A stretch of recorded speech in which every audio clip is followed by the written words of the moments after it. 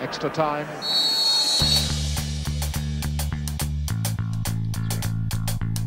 Hello and welcome back to today's Extra Time podcast. It's me, Mike Atkins, sitting in as host today. Patrick Van Straten is taking a well-earned week off. And with me today, I've got Dougie Critchley. Hello, Atkins. Hello, people. And Henry Hill is back again. How are you doing, Henry? Hello, I'm good. Flattered to be asked back on the podcast as always. So thank you. Well, as we say, I think every week. I think Patrick says it every week. You have quite a good reputation amongst the fans, so I'm sure they'll welcome you He's back. adored. Anyway, today. Can I just get in Anyway, there? Can I just before we begin? Go on. I'm sick and tired of being told I look like Timo Werner. It's not true. Yeah, 'cause you look like Tim Ream. You're Tim Ream. Yeah, You're not Timo Werner. I want to see a comment below which says this guy looks like Tim Ream, and I want to see a few hundred likes on that because I'm sick and tired of this weird German connection I've got going on with the FD fan base. You've opened the floodgates. I mean, you're gonna get worse suggestions than that. It's like Dougie looking like that goalkeeper that signed for Roma last year or something like that. Yeah. I didn't think that was too bad. The only similarity really is the lack of hair. Yeah, baldness. I get any bald footballer. So today's podcast is going to be something a little different. We're going to sort of go quick fire around every single team that played this weekend. So there was 8 games, 16 teams, and we won't be looking at Manchester United, Manchester City, or whatever teams they were meant to be playing this weekend. They got postponed. Aston Villa and Burnley, I think it was. So if you're a fan of one of those teams, then we're sorry. We're not looking at those this week. But we will be looking at every single team in the Premier League except for them. And as I said, it's quick fire. We're going to go through it 2 or 3 minutes on each team. Hopefully all of you will be happy. And I'm going to kick it off with one of last night's matches. We're filming this on Tuesday morning. One of last night's matches, Wolves against Sheffield United. My team here is Wolves. And what I'm going to propose to you guys is, are Wolves the best team in the Premier League that isn't Liverpool, City or Chelsea? Look at it this way. Last season, squad depth was an issue. Yeah. Last season, squad depth was an issue. Only 12 players started more than 10 games. But then you look at their team this season, there's more depth to it. They brought in the likes of, their biggest signing, probably Marcel, who was a Champions League semi-finalist last season. Jimenez, arguably world-class striker. Look at the teams that tried to come in for him over the summer or were linked with him. The likes of Barcelona, Real Madrid, Manchester United, all linked with him. And then also the likes of Neves, Patricio, also, I would argue, Patricio is a world-class goalkeeper and Neves has definitely got world-class potential. So yeah, I put it to you, are Wolves the best team outside, on paper at least, outside of Liverpool, City and Chelsea? I'll kick off, Henry. I would say a firm no, actually. In my opinion, I think no? Man United are still like streets ahead of Wolves, in my opinion. I think Wolves have a very good system and they've got players that utilise that system effectively. I think Raul Jimenez is a brilliant striker. I think a lot of top 6 clubs, every top 6 club except for Man City probably could use him in their squad pretty effectively. I think Traore's an excellent Premier League player. I don't think he's probably going to go any higher than Wolves, but they've got a fantastic system. They know it really well. They're very physical, they're very aggressive, they're very intense. But I don't think they're the 4th best team personally. I mean, Henry, are you in agreement with that? Yeah, I would agree with you there. I think at the end of last season they really did sort of drop off significantly. I really like Daniel Podence. I think he's going to come on this season and be look really class throughout the campaign. But yeah, I just think when you look at Arsenal and you look at United, the leaps that they've made as well, I agree with you, Dougie. I'm not sure. I mean, I like where you're coming from with this, Atkins. I enjoy this statement, but I think even if you look at their transfer business this summer, Fabio Silva for 40 million or whatever, and he scored 1 goal at senior level. It just doesn't. It doesn't. I don't know. I could probably be completely wrong about this. We could all be completely wrong about this. But yeah, I'm just a bit nervous to say they are a top 4 side at the moment. I think Conor Cody as well, final point, is magnificent in the centre of a back three. I think his distribution's one of the best in Europe, and I'm not even joking with that. I think he's phenomenal long-range passer. But yeah, I just don't see them as the 4th best side as it stands. But it's a good hot take to kick off the show, Atkins. Brilliant. Well, I'm glad that's a good way to kick off the show. Let's go on to Henry, your first team. We've all got a list of sort of 5 or 6 teams from the weekend.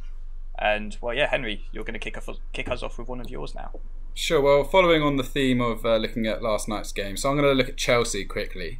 It's kind of hard to put a finger on what Chelsea need next. Obviously, they've had this world famous transfer window. They've done exceptionally well. Obviously, the goalkeeping department is the impending change that we're still waiting for. It could all well be sorted by the time this podcast goes out. You know, Fabrizio Romano is adamant that Edouard Mendy's transfer to Chelsea is complete from Rennes in France. I mean, this is the thing. Kai Havertz looked a bit slow yesterday. I just think time is what Chelsea really need. I don't know if they need exclusively a new player beyond the goalkeeper position. I mean, the only thing I'd ask you both is if you think Declan Rice would really improve that Chelsea side for £45 million. Atkins, you might be a bit skewed on this subject. But yeah, I think just Chelsea really need time more than anything just to get all these players to work together. And, you know, they've got a really big squad now. They've got a deep midfield. And I do worry, you know, they've got a lot of players who are all going to want to play. And there's not going to be loads of opportunity in there sometimes. But beyond that, I don't think they need a new player as such. I think as a window goes, they've done exceptionally well. Yeah, I think they're as close to complete on terms of what you'd want from a window. If they do get Edouard Mendy in, who's probably not, you know, what Chelsea fans dreamed of in goal, but definitely a step up on Kepa. I thought last night I could only watch the final 30 minutes, but I caught up with the highlights today, and I actually thought, you know, Timo Werner showed all the signs that we were expecting, looked ready-made for the Premier League in terms of his pace, his anticipation, seemed to absolutely love it as well in his post-match interview as well, which I think was one of the most promising. Really good looking player. He's a really good looking player. Yeah, so that's excellent. There was quite a few people that were sort of baffled around Kai Havertz playing on the right wing, which I thought was quite interesting because he has obviously played there beforehand, but the form that earned him a move to Chelsea and that really made him, you know, the talk of Europe this summer was when he was playing as a false 9 or as a number 10 towards the back end of last year, and then very much a 9 when Kevin Volland got injured as well. So Kai Havertz being used on the right probably wasn't his best use of it, but I thought he had a solid enough debut as well. So yeah, things are looking pretty good for Chelsea, but some things still to be worked on. I mean, Kepa letting that shot through him as well, not good. So bit mixed there.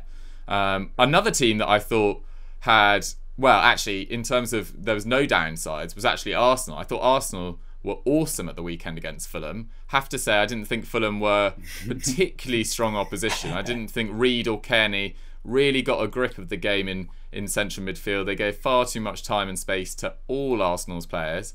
And it just felt like a bit of a vindication because we've been bigging up Gabriel for the best part of a year now, since he sort of broke through at Lille. And, you know, we saw his performances in the Champions League last year, against, you know, Chelsea, Ajax, Valencia. So some top strikers in there in that mix. You know, Rodrigo, Giroud, Abraham, Osimhen, etc. No, he wouldn't have obviously played Osimhen. But yeah, Tadic, Quincy Promes, etc. And he excelled in the Champions League, and he came into the Premier League and he had a shaky start. He nearly sort of misread a back pass from Maitland-Niles, which wasn't fully his fault, I didn't think, actually. But actually really grew into the game from there, and I thought he was magnificent. And having a left-sided centre-back as well, just like completely spreads the play, especially when you got Tierney on the left-hand side, on the left of a back three, who is magnificent, I think, at the moment. He is in such good form. And then I thought the final thing that I took away from it was just a little bit of self-vindication as well, because on Sunday Vibes, like a month or so ago, I basically argued that I thought Willian was quite a good signing, just because his experience at the top level, his consistency over the last 5 or 6 years. I think he's got 10 or more league goal contributions in 5 of the last 6 years. So when Hazard was occasionally having a bit of a down stretch, it was actually Willian who was the most consistent Chelsea attacker throughout that time. Obviously, Hazard's got a much higher ceiling. But I thought Willian was excellent. 2 assists on the night, involved in the 3rd goal. So really promising start for Arsenal, albeit against a pretty hapless Fulham side on the day. So yes, yeah, really promising signs for Arteta, and kept that momentum going from the back end of last year too. Do you know something I heard about Arteta over? I read an article yesterday. I can't remember what website. It might be ESPN or something like that. But Arteta, because obviously there's no crowd, so you can hear a lot more of the game at the moment. According to this ESPN reporter, Arteta on the sideline was communicating his instructions to his players in 4 different languages. Really? Very flair. Which I doubt you would have seen from, maybe from Arsene Wenger, but you definitely wouldn't have seen from Unai Emery. I can't think of many other many other managers in the Premier League where, I mean, I'm sure like the likes of Jose Mourinho, Carlo Ancelotti, etc. can speak multiple languages, but they don't seem like the type to convey it in whichever language is necessary, if that makes sense. So I feel like I feel like with Arteta at the helm, I mean, we've seen it from like the Arsenal fans we work with, but everything just seems a lot more positive around Arsenal. Sort of a positivity we haven't seen since, well, probably for 3 or 4 years. A positivity that, you know, they might actually do something in the league this year. Obviously not win it or finish top 2, but could quite comfortably reach the Champions League. Like, I mean, we'll come on to it with the other teams as well later on, but I feel like the Champions League, we're going to have a proper fight for the Champions League this year. I reckon there could be 3, 4, 5 teams effectively going for third spot. Yeah. I mean, Atkins, if we go back to that game, what was it about Fulham that you think, what was it that really worried you? Go on, let's get this over with early.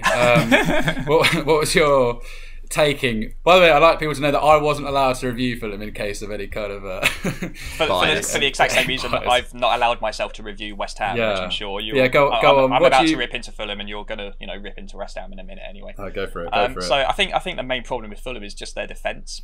You sort of look at their defensive lineup. Obviously, 2 years ago in the Premier League, I can't remember if did they have the worst defence in terms of goals conceded 2 years ago? Yeah, they did. 81 they conceded. So 81. Three of that back four started on Saturday, and the only one, so Joe Bryan, Tim Ream, and Dennis Odoi all started on Saturday. The only new entry to that defence was Michael Hector, who made his Premier League debut at the age of 28, which suggests to me he probably isn't a Premier League player, or at least, I mean, I know he played for Chelsea for 5-6 years or however long, but he never made an appearance for them. So, I mean, defence is quite clearly Fulham's big issue. They brought in Kenny Tett from Lyon. Was it from Lyon, Henry? Who looks like Kenny Tett. Yeah, he looks like he could be a good player, but you're hardly gonna make the defence more solid from right back. And neither will the likes of Ola Aina or Anthony Robinson, who's coming from a team that got relegated to League One, controversially sure, but got relegated to League One. And when you look at the shots they conceded 13 shots, 5 of which were in the 6-yard box, and an XG against of 2. And sure, Arsenal look like they'll be one of the better attacking sides in the Premier League this season, but it's still worrying to see how poor Fulham's defence seems to be. It's almost like nothing has changed from 2 years ago, when 2 years ago everybody said the defence was a big problem. Yeah, I mean, I won't go into too much detail. I agree that the signings of Tete, and I like the signings of Aina, and Robinson actually would be a long-term solution if Joe Bryan did get snapped up by a bigger club, because he's probably the only defender in that back four who would be bought by someone looking to push on in the left back role. So but yeah, Tete's not an improvement on Dennis Odoi, who isn't a Premier League player. I'm going to just defend Michael Hector a little bit. I think he deserves like this opportunity at the top level. Yeah, I'm not disagreeing with that at all. Yeah, it's just the problem with that game is they conceded a really stupid goal after 8 minutes of actually pretty decent football, if that makes sense. Even Jay from FD, he texted me saying, "Wow, Fulham are looking good here." What was it you put on the FD group chat? This is the best 8 minutes you'll see from Fulham all season, something like that. Yeah, and then we conceded that, and then we conceded that rubbish goal, and then you can just see the confidence going. So I hope they just brush this under the table and go again and just like start afresh. However, it's easier said than done in the Premier League. But yeah, it's a tricky one. But I didn't enjoy that game one bit, I will say. Go on then, Henry. If we move on, if we have a look at Leicester, so they had a really strong opening display against West Brom. Every season I think Jamie Vardy's going to slow down, he might have lost it, but this, I mean, look, he's going to score twice again, albeit from the penalty spot, but he still showed that kind of tenacity that we've all got to know and love. I think really where Leicester need to improve is they just need a bit more defensive depth. They've been heavily linked with a Patrick Van Straten favourite in Wesley Fofana from Saint Etienne, so that would be a really interesting deal, especially if they get it for about the 30 million mark, which I believe that's roughly what they're looking at. I mean, I was sceptical about Timothy Castagne, but then he obviously had an amazing debut. So a lot of kudos to him, because I wasn't sure. He didn't really have the attacking numbers last season to suggest he'd be sort of up there, the very best fullbacks in the Premier League. But I mean, he looked excellent. It was a great goal as well, really good header. It just worries me because I remember a game against Tottenham last year. They lost 3-0 towards the back end. I think Soyuncu had been sent off in the game before, and they played a back five of Ryan Bennett, Wes Morgan, Luke Thomas and James Justin. And that obviously got exposed by Tottenham, who didn't really score very much at that moment. So I mean, it looks like James Justin will be given the opportunity to play right back a bit more. Left back, which, fair play if Brendan Rodgers has seen something in him there. But I do think they need maybe another player in there who could maybe help out. And also, I do think they need a attacking right midfielder as well. I like Harvey Barnes on the left, but they've got a lot of these players who can sort of play in the middle, in the sort of the number 10 role. Tielemans, James Maddison, even Dennis Pratt. All these players can roughly play in the middle, and I think Iosi Perez maybe benefits from playing in there as well, sort of behind the striker. You can correct me if I'm wrong on this one, but I think, Demarai Gray doesn't look up to scratch. So maybe they could use with one more attacking outlet who can maybe drop in and help Vardy as well. But other than that, it's interesting to see. I think in my mind, I wrote off Leicester a little bit after last season. I thought, well, if they can choke that hard going down the back straight of last season, then how are they going to go again? But that was a really solid opening game. But like with Arsenal, it was against West Brom, who are probably the other favourites to go down. Yeah. I kind of disagree with you in terms of, I didn't think the performance was very good at all until 70 minutes, to be honest. I thought Leicester were really struggling to progress the ball through the final third. I thought Vardy was really isolated. I didn't think, as you said, I didn't think much of Iosi Perez at all. I actually thought it was quite worrying from Leicester until the final 20 minutes when it looked like West Brom tired, and then they got sort of 2 penalties to sort of cap it off. I wasn't very impressed with Leicester at all, but that's the beauty of this game. Everyone can have disagreements. Another worrying performance I thought was Southampton. I think everyone at the back end of last year assumed that they were going to start this year really well. I think I put them in the top 10 of my predictions when I did it on Twitter. With Southampton, I'm sure that last week that graphic came out of the most optimistic fans for the season. And I'm pretty sure Southampton were right at the top of that list, had the most optimistic fans heading into this season. So absolutely. And I was kind of watching this in the background because I was watching Sunderland Bristol Rovers at the time, and then which also was a bit of a disappointment from a Sunderland fan perspective anyway. But then watched on Match of the Day, and actually Southampton really struggled to get Danny Ings into the game. I didn't think Che Adams, having finished the season really strongly, had a very good game at all. He missed a very good chance. And actually, I think they're quite light in central midfield now. I know that they've obviously lost Højbjerg, but their central midfielders are really Romeo, Ward-Prowse and Armstrong. Because Will Smallbone seems like he prefers to play on the right-hand side, and he looks a really technical, quite promising young player, but probably you wouldn't want to back him for sort of 38 games in the middle of midfield. So they could kind of do with an enforcer. And unlike on all my other suggestions, I actually did a little dipping into the transfer market or some potential transfers that they could do. And I actually thought of Otavio from Bordeaux, who's the defensive midfielder there. He's played very consistently well for a few years now. I think he's done 4 years in Ligue 1. And last year, not a very good ball, presser. Not a very good ball. He's not a good dribbler, effectively, is what I'm trying to say. He's not particularly creative, but massive defensive numbers. I think it was close to 5 tackles and interceptions. He started this season very well. Very solid passer as well. Just because I think they'll need another player alongside Romeo, and then they could maybe push Ward-Prowse further forward as well, because I feel like he's slightly wasted in that sort of 2 that Hassan also likes to play in the centre of midfield. But Southampton, really disappointing start. I know Gaeta had to make that good save at the end, but I was expecting more from them against the Crystal Palace side, who weren't able to start their new signings in Ferguson or Eze. So pretty worrying for Southampton. It wasn't a good start at all, but they've got a good opportunity to get back on the winning ways against Spurs this weekend, who are also in need of a win. Dougie, do you think? So I did watch that game, and I think maybe because they performed so well in the back end of last season, teams are suddenly having more of a game plan when they're approaching Southampton. I don't think it's this kind of...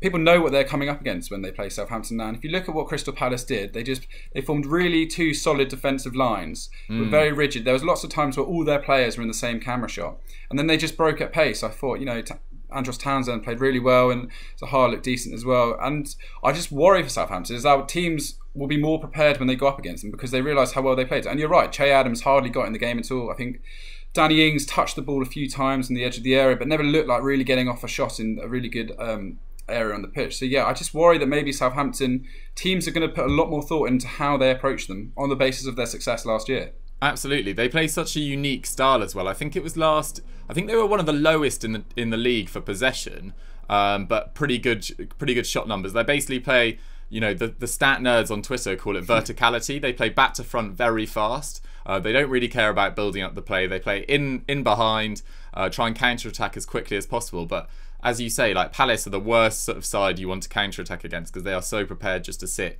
incredibly deep and break themselves. And Roy Hodgson sort of did over Hasenhüttl quite effectively. Yeah, and put like all the doubts about Crystal Palace, well, not quite to bed, obviously, it's one game in the season, but a very strong start for them, I thought. With Southampton as well, I think part of the issue is the system they play in, that is so intense and so physical, and teams have had, 3 weeks of pre-season, half what they would usually get, and I feel like it might just take a few games for Southampton to sort of get into the rhythm that we saw them towards the end of last season, before they sort of start to kick on. But I don't think Southampton fans necessarily need to worry about anything this season in the same way. Put it this way: there's going to be no 9-0s against Southampton this year, is there? No, for sure. I think they'll be comfortable mid-table for me. It was just not a good start. Right, we'll move on to the team they played, actually, to Crystal Palace. You mentioned Gaeta there as having to make that one really good save. I've actually put here as my main point for Crystal Palace: Vicente Gaeta will be their key player this season, because if you look at their attack, if you consider this to be their strongest starting lineup, I'm not sure if they were anticipating Eze being a starter or more of a sort of impact rotation player, at least at the beginning of the season.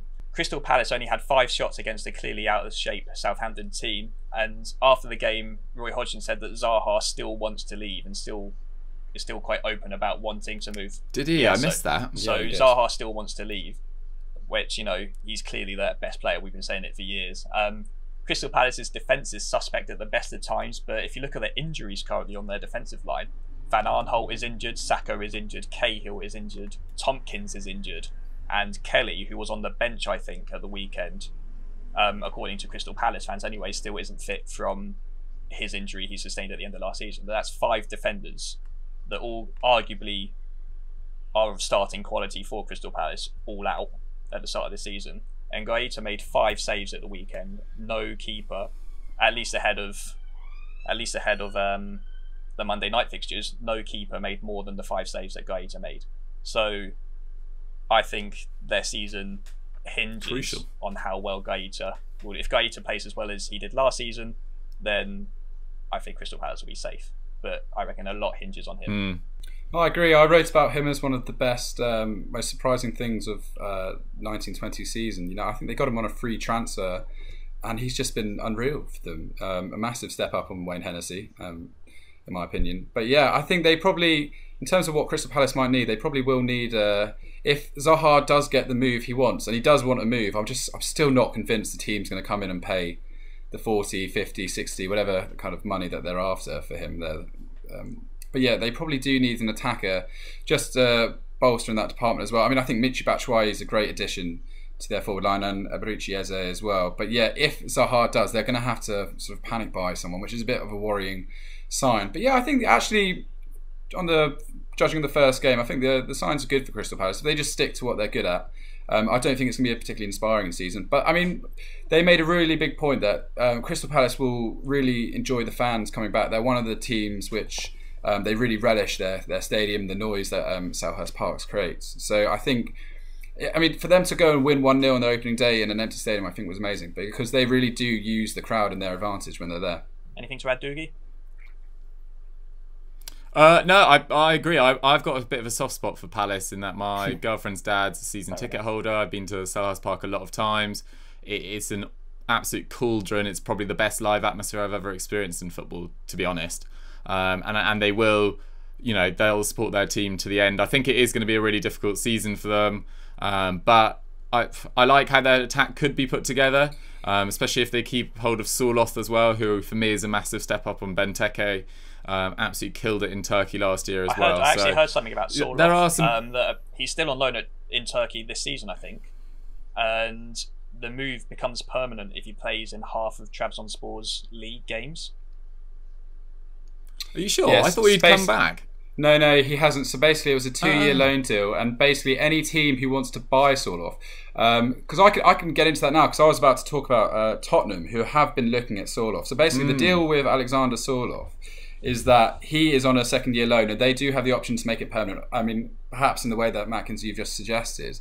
But so if you want to buy Sorloth, you're not negotiating with Crystal Palace. You're negotiating with Trabzonspor, who basically have to buy him for the minimal fee they agreed with Crystal Palace, and then sell him on again. So it's quite like an interesting transaction. The Luka Jovic from it last is. Season, when everyone was negotiating with Frankfurt, even though he was technically a Benfica player.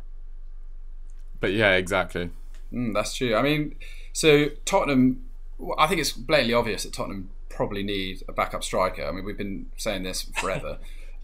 So the three names that I read about today when I was looking: Alexander Sorloth, Arkadiusz Milik, and now Bas Dost has entered the equation, which I'm not sure is the name.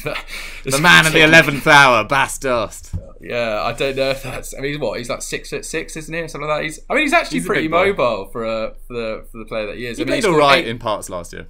Yeah, he scored 8 times. He's 31 years old, so it's kind of like a Fernando Llorente part 2, in my opinion, that one. But Milik would be an interesting deal. I read they're going to pay him a £5 million sign-on fee if he agrees a 90 grand a week contract. I'm not quite sure about that. He scored 11 times, but like you said, Sorloth scored 24. So yeah, they do need a backup striker. I think it's a real shame they didn't go for Ollie Watkins. I never quite understand the finances to do with Tottenham.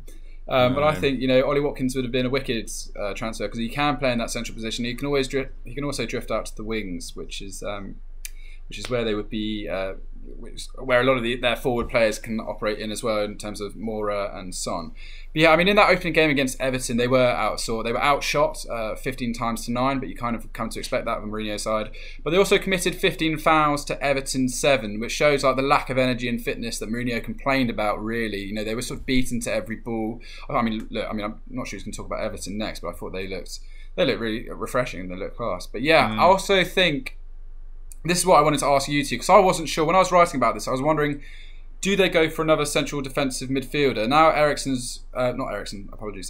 Dyer's dropped into defence. Obviously they brought in Højbjerg, but he's really the only one that operates in that way. Winks doesn't. Do they get in another one just to maybe complement Højbjerg, like an Ibrahim Sangare from Toulouse, or do they sort of hope that Ndombele comes back and performs, because he didn't play very well when he came on off the bench? Or do they go for a more creative midfielder? Because I thought the thing that really let them down against Everton is they took off Ali, who was their kind of creative midfielder in the hole, and they brought on Moussa Sissoko, and they just lost that connection. They lost that pivot between the forward line and the midfielders. It suddenly became like a midfield 3, and then which you couldn't really progress the ball that well, like Moussa Sissoko. Him, Winks and Moura all failed to register a key pass in that game, and at least Ali had registered one before he came off. So I was wondering if you think they need another creative midfielder in that slot as well to complement Ali and Lo Celso, who we haven't quite seen the best of, but I am looking forward to this season. Yeah, for me, I think that his best team would have Højbjerg and Lo Celso as a double pivot. If Ndombele isn't brought back into the fray, which he probably should be. But I think Lo Celso would actually complement Højbjerg really well. And his sort of tenacity, his sort of willingness to put himself about, and his ability to break with the ball at speed, Lo Celso, and pick a pass, would definitely be an upgrade on Winks, which I totally agree. It seemed like a strange midfield combination when you were seemingly planning on not dominating possession. Winks is he tries his best, Winks, but he's not a defensive midfielder in the traditional sense of the word. He's very good at picking the ball off the centre backs and spreading the play occasionally, but in a game that you're not actually dominating the ball, he's slightly redundant, really. So I think Lo Celso alongside Højbjerg is perfect. I don't think you need another central midfielder. But thinking about Spurs' business, I think what's the weird thing for me is that in January they decided to sign Steven Bergwijn, who I think looks like a great player. I think it's a good pickup. But why didn't they get an out-and-out 9 then, instead of Steven Bergwijn, where actually on the wing positions with Lucas, Son, Sessegnon can play there, Lamela, they're actually quite deep on the wings. Like, I would have gone for an out-and-out 9 in January, and that could have saved you a lot of problems towards the back end of the year, particularly pre-lockdown when they were really struggling with injuries. And they potentially could have finished in the top 4. I mean, just watching this Amazon documentary, you forget that they were 1 point off the top 4 at one stage. And if they'd signed a 9 in January rather than waiting until until the summer. I admit that, you know, it might be more expensive to get the deal done in January, but I feel like they're just delaying and delaying the inevitable, and there's no side in the top half that needs one position more than Spurs need a striker, in my opinion. So I'd forget midfield. I'd actually forget even signing another centre-back or a left-back, in, you know, which they need to as well, and just get this striker done. And if it is Bastos, I don't think it's the best signing, but I actually think, you know, they just have to get someone in. They just need someone to I agree. just ease the load on Harry Kane, or even in a situation like the weekend when they're 1-0 down and Harry Kane's still playing, you can just take off a midfielder and then put on Bastos or, you know, your Llorente-like figure. Just absolutely, instead of trying to switch up how you're creating the chances, maybe you need somebody else there to get on the end of them. But yeah, I mean, exactly. And games. Sorry, Atkins. Yeah, games that you're winning easily, which hopefully Spurs will do at points this season. They barely did under Mourinho at the back end of last year. Nothing was easy for them. Take off Harry Kane when you're winning after 75 minutes. Give him a rest, because he basically never gets taken off. And everyone's so surprised that he runs himself into the ground, because he's such a Tottenham man. He absolutely loves playing for the club. He's so committed, and he just breaks down all the time. So just sign a striker. At least Llorente, he wasn't amazing, but at least he offered that. Do you know what I mean? At least he could come off the bench. At least he's a decent forward on his day. At least he did offer that. It's just stunning that they kind of he's gone and they've never really filled that position. It is surprising. Dougie, really. do you want to move on to your next team? Yes, so I'm going to talk about Brighton now, who were excellent last night. Actually, I thought for long stretches. I could only watch the final 30 minutes, but I caught up with the highlights this morning. And actually, I was just looking at their team, and it's really well put together now, I would say. I think a back three of Dunk, Webster, and Ben White is, you know, there's three very confident ball players there. There's a lot of height as well, which sounds really stupid, but actually at points in Premier League games, you just need, you know, big men in both boxes make such a massive difference. And I thought Tariq Lamptey on the right-hand side of a back five was absolutely magnificent. I didn't think Solly March, probably not an out-and-out left wing-back, ditto fine, but Tariq Lamptey on the right-hand side was absolutely insanely good. And it actually continues his really good form since going to Brighton in January. Initially, no, I think it was permanent even in January. But yeah, last night, 6 tackles and interceptions, 2 dribbles, 2 key passes, 1 shot, really comfortable, like receiving the ball under a hell of a lot of pressure at points, high up the pitch, keeping hold of the ball really well, linking with Adam Lallana. I thought he looked excellent. And the one thing I'd say about Brighton is that their forward options, now they've got rid of Glenn Murray, who's gone to Watford, they're all quite similar players, like Connolly, Trossard, Maupay. They're all quite diminutive forwards, work hard, very energetic, prepared to link up the ball, prepared to go in behind, but there's not like a natural target man. So I was thinking that, you know, maybe they could do with a sort of physical number 9 to complement their players. I suppose that might be for Florin Andone. Maybe is who's Potter got in mind, but I think they probably could do with another physical 9. But yeah, really promising signs from them. I thought they gave Chelsea a hell of a lot of issues in the first 60 minutes from all accounts, although I wasn't watching it live, but on the highlights on that bit. And then, yeah, Chelsea saw the game out in the end, but really promising from Brighton. It sort of confirmed them in my mind as not really going to be in this relegation dogfight this year. Henry? Yeah, no, I agree. I was watching it sort of from the corner of my eye, and I thought they've always looked impressive under Potter. I think they do play nice football. They've got a slight edge about them. I agree. If they could just get a bit more of a clinical finisher up top, then I think they could be... I don't think they're going to do amazingly well in the league table, but I think survival is really what Brighton are going for. And yeah, I agree. I think they've got a really solid base in defence. I think, you know, they've held on to Lewis Dunk, which is a new signing in itself, because I think he could have easily gone somewhere else. And so yeah, I think it's just important for them just to stick to what they do. It was a shame to see Adam Lallana injured straight away. It was a pity to see him go off by half time. So, I mean, if they can sort of fill that hole and keep the creativity in the midfield, then yeah, it could be a good season for them. Brilliant. So I think we'll move on to the next team. I mean, we're going to come to it eventually anyway, I guess. So I'm going to do Newcastle, and I'm sure Henry will just follow that straight up with West Ham. Here we go. But Newcastle, and obviously this is with the caveat they did only play West Ham, but Newcastle, they might actually score some goals this year. Signing Callum Wilson. So I thought the combination of Andy Carroll, who looked I mean, obviously he's in his 30s now. He's going to be surely one of like the slowest players in the league and all that sort of stuff. But he looked fit and he looked good, and it was the Andy Carroll that West Ham fans wanted at West Ham. But the combination of Cowell and Wilson up top, I thought really worked. And if you look at their squad, I mean, where did Newcastle finish last year? 13th, 14th, around there or so. Attack seemed to be the only thing that Newcastle were really lacking last season, in terms of what they were as a squad anyway, because they had a perfectly competent defence, which I think is even better now. Jamal Lewis has come in, who I think Steve Bruce said after the game, Jamal Lewis was his man of the match. And the midfield's always had that sort of bit of bite with the Longstaff brothers. Hendricks now coming from Burnley, who had a brilliant game against West Ham, as well has to be said. And now they've got a goal scorer who, he might not have been in the best of form towards the end of last season, but I mean, who in the Bournemouth shirt was?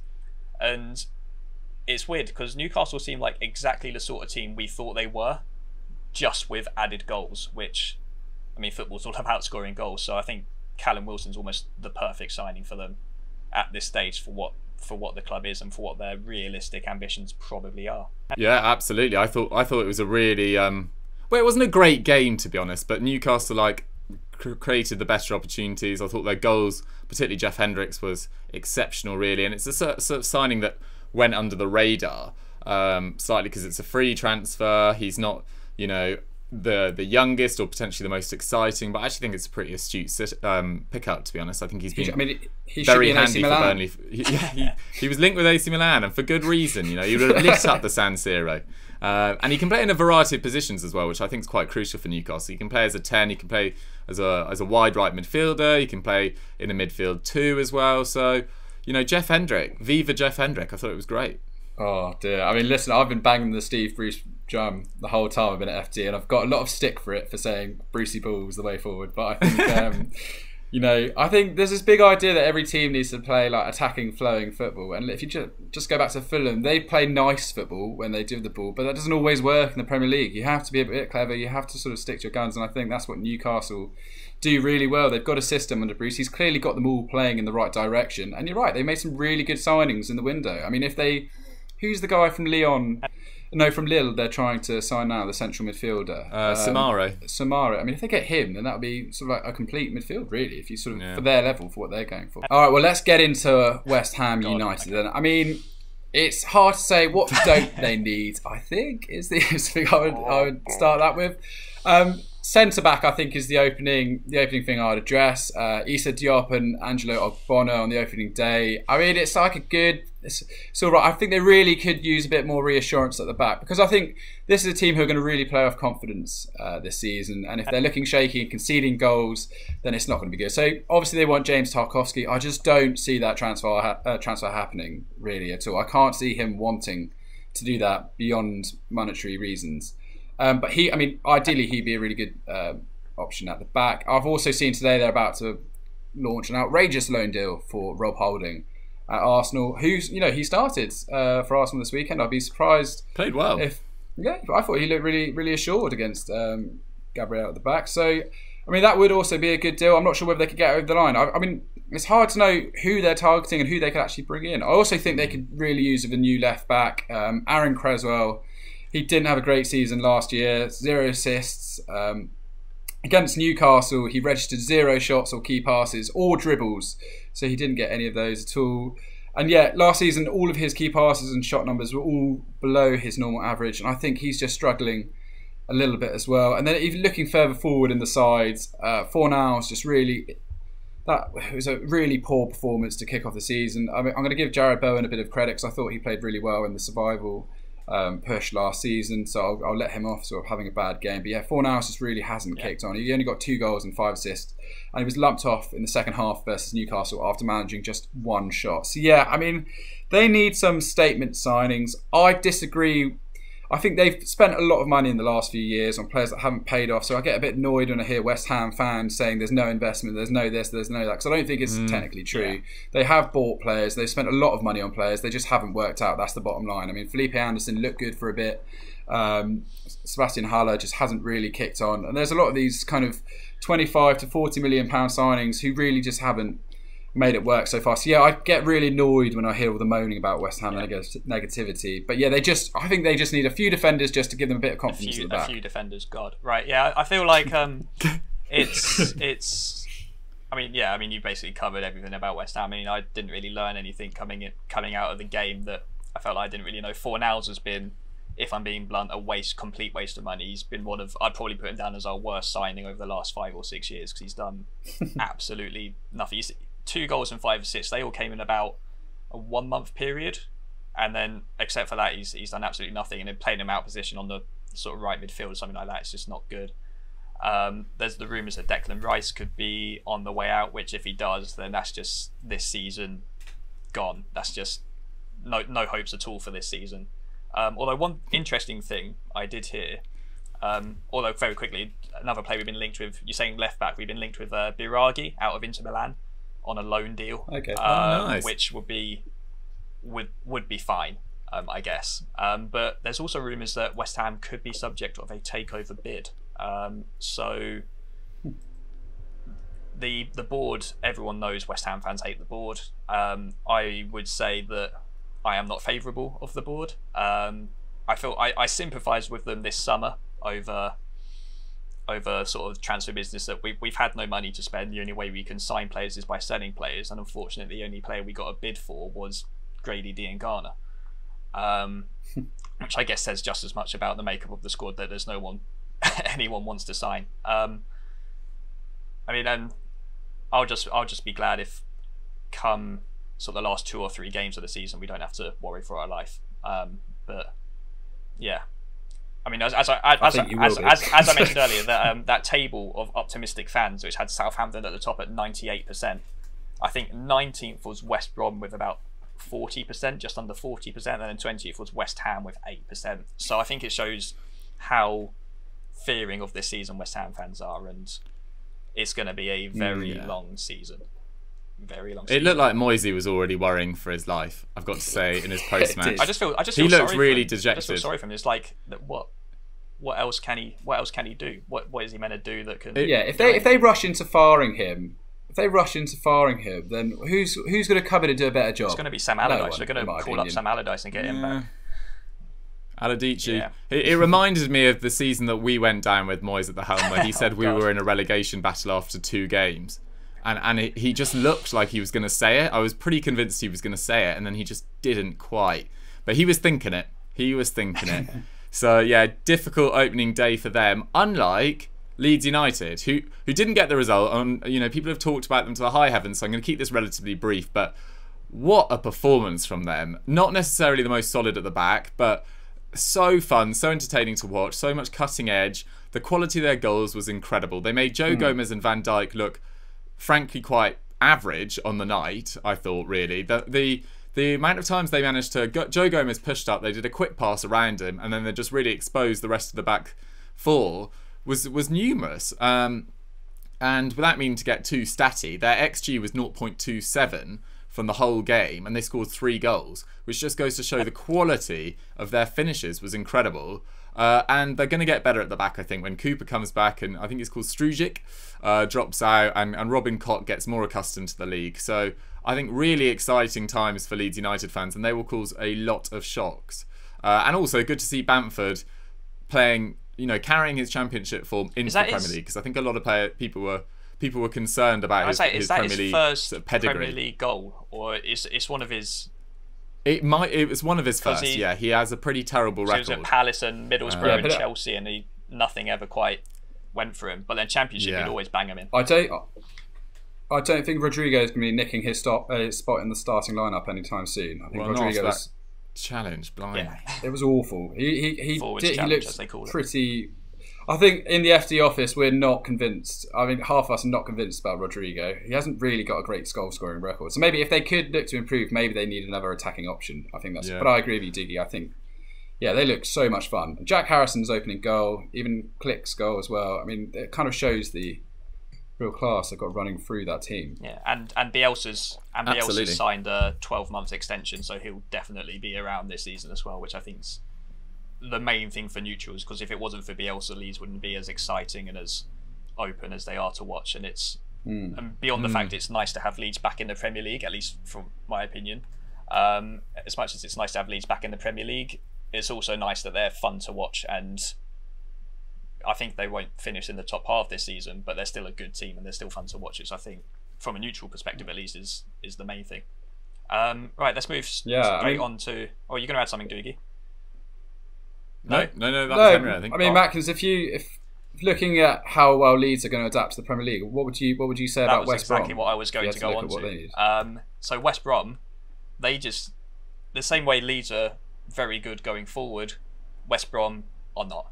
Let's put simply, they need a striker. They scored 77 goals in the Championship last season, second most behind Brentford, but no one scored more than 10 goals. And the two top scorers who both scored 10 goals were Charlie Austin and Hal Robson-Kanu, who are now both in their 30s. Austin scored 16 goals in 4 years in the Premier League at Southampton, and Robson-Kanu's record in the Premier League is 7 goals for Reading back in 2013. But then you look at their other attacking talent. Diangana obviously looks like a very good talent. Pereira looks very good. They're exciting players, but they're not strikers. They're not finishers. They're not clinical. They seem like the team that, if they have a lot of the ball and can control games, they'll eventually find the back of the net and sort of squeak out a win here and there. But in games against...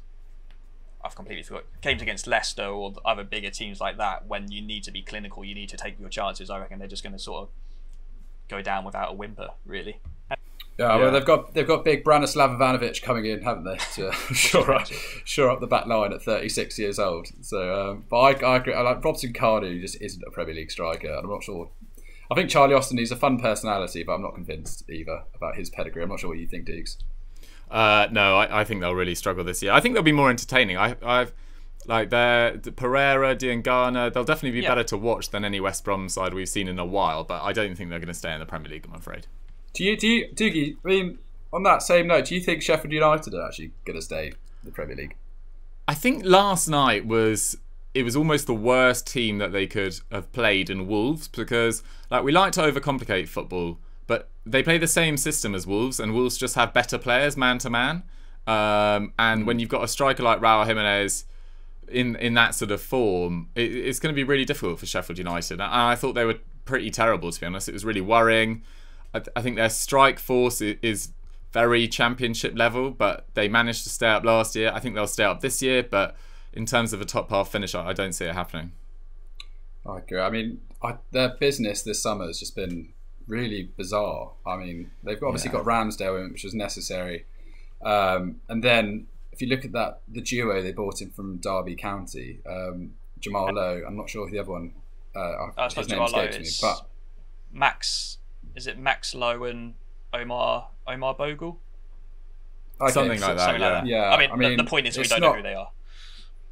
Yeah, and then Oliver Burke as well, who's only scored 12 goals in 100 games in his whole career so far. So it's a bit of a concerning window, in my opinion. I'm not sure, and if teams have sussed out how to play against them, then it might be a bit of a tricky year for Sheffield United. For sure. Ethan Ampadu should be an interesting pickup. I don't quite know where he's going to play, but hopefully he gets 30 odd games and cements himself as a Premier League player, because he seems to have a lot of talent. But yeah, worrying performance from Sheffield United. Yeah, Henry, do you want to quickly touch on the Premier League champions?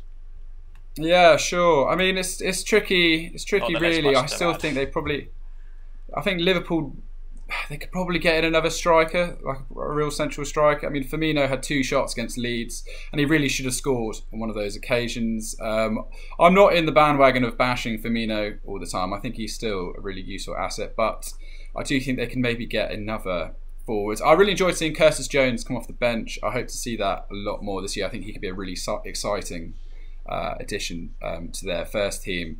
And yeah, obviously we've talked about it a lot. Will Thiago Alcantara actually go to Liverpool? It looks like they're playing games with Bayern, trying to sort of lowball them an offer with 1 week to go in the window. I think that's basically, from what I understand and what the Bayern chairman's been saying, that's what he wants to do. But yeah, I don't think they need to make a massive improvement. I think Tsimikas at left back is shored up, giving them a bit more depth in defence, so their midfielders don't have to keep dropping into that position. But yeah, I mean, I'm not convinced they need to make a giant change. Yeah, I mean, I totally agree with that. I don't think that... I mean, they won the league by such a canter last year. It's almost like, where do you improve beyond sort of general squad depth. And when you've got youngsters like Curtis Jones coming through, you don't really need to buy anyone to support. I mean, obviously there's the Thiago rumours, but you don't really need to. There's not a desperation to buy someone in the same way that there's the desperation for Spurs to buy a backup striker, or that there was for, or there's always cries for City to buy another centre back and things like that. Liverpool, they just didn't really need anyone, and I think conceding 3 goals is just a bit of early season rustiness, which I mean every team will have, but I don't think. There's not really much to say about Liverpool.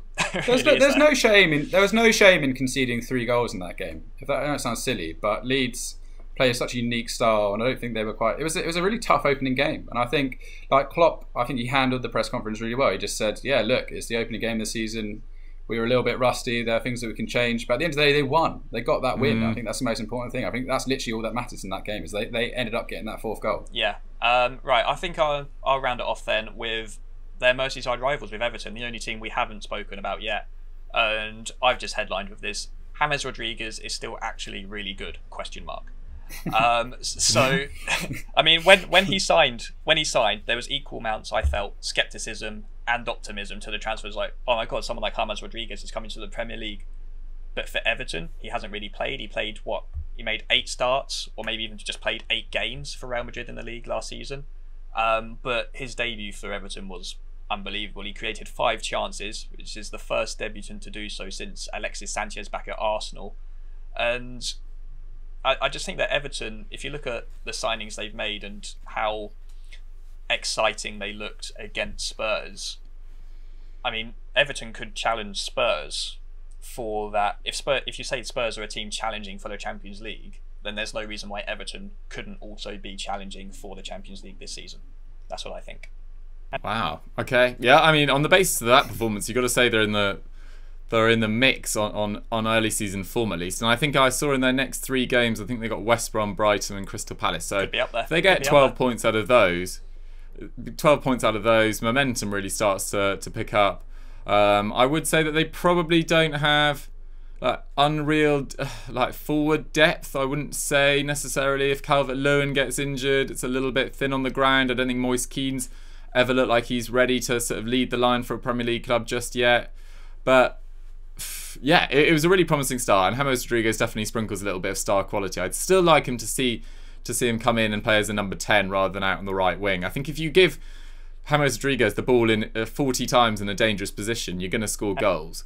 And that's crucially what you need to do. I think he's a little bit wasted on that right wing. But yeah, what a performance from Everton. I thought they completely dominated the midfield battle. And Yerry Mina had his best game for ages, I thought, against Harry Kane. Yeah.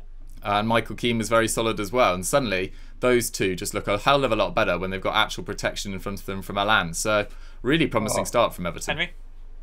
Yeah. No, I begrudgingly agree with everything Dougie said. Yeah, it was really good. I thought they are, you're right, if they win their next 3 games, they've got 12 points, and suddenly they'll go into these big games believing, hey, look, if we get these results. I mean, it's such a good opening win to beat Tottenham 1-0 away from home. It was brilliant. And yeah, I mean, I love James Rodriguez. I think he was unfairly shunned by Real Madrid. I mean, even at Bayern Munich, he played particularly well. So yeah, I mean, Jamie Redknapp kept saying in the commentary, get it into his feet and let him do something, because he was able to pick that pass out to Richarlison every time on the edge of the box, and then it always looks quite shaky as he started going in on the Tottenham defenders. So yeah, I think it's a really exciting time to finally be an Everton fan. Yeah, brilliant. Well, that rounds up all 16 teams that played in the Premier League this weekend. Sorry if you're a Man United fan or a City fan, but I think that went pretty well. I was pleased with that. Let's go to Dougie. What should the people watching this video and who are still watching it now, what should they go and check out? Well, first of all, they should give themselves an enormous pat on the back, because that was quite a marathon of 16 teams, but well done. I hope you guys enjoyed it. And you should go over to Football Daily, watch today's Transfer Talk. You should go over to Euro Football Daily and watch yesterday's Euro Transfer Talk, where I think we're talking about Kylian Mbappe potentially joining a Premier League club. So pretty exciting stuff. But yeah, watch all our 3 channels. And anything else, Henry, to add, or should we just leave it there? Yeah, I mean, McCubbin bangs the drum on this a lot. I think keep checking out our scout reports. I think a lot of work goes into those. And analysis is quality. So yeah, just enjoy those, and yeah, keep supporting the channel. And as ever, if you're not already subscribed to Football Daily Podcast, hit the subscribe button, because we're still getting more views per podcast, almost double the amount of views per podcast than there are people actually subscribed to this channel, which is absolutely mental. So if you're still here and you're not subscribed, just hit subscribe now. We get the podcast coming out every week, and well, I guess that's it. So thank you for listening and for watching, and we'll see you guys next time. Bye. Bye. Bye.